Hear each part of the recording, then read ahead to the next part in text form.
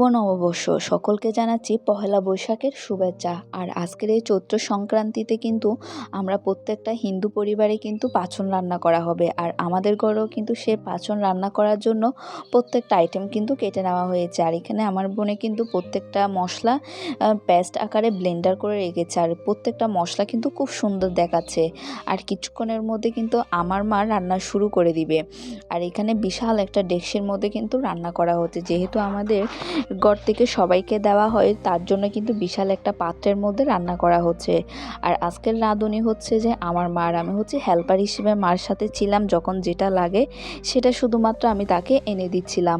আর অনেকগুলা সবজি কিন্তু আজকে এখানে দেওয়া হয়েছে। অন্যান্য দিনের তুলনায় কিন্তু আজকের এই সবজি বা রান্নাটা কিন্তু অনেক বেশি সুস্বাদু হয়, কারণ আজকে পহেলা বৈশাখ অর্থাৎ বছরের আমাদের জন্য প্রথম দিন।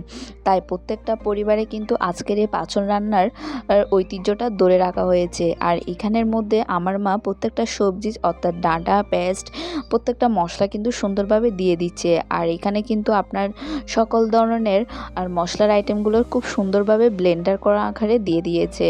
আর যেহেতু অনেক কষ্ট হচ্ছে আর পাত্রটাও কিন্তু অনেক বড়, যার জন্য আমার মা থেকে একটু করতে অনেক বেশি কষ্ট হচ্ছে। তার কিছুক্ষণের মধ্যে কিন্তু আমাদের তৈরি হয়ে গিয়েছিল বাংলার ঐতিহ্য, বাংলার পাঁচন অর্থাৎ আমাদের পাঁচন, যা খেতে খুবই সুস্বাদু ছিল।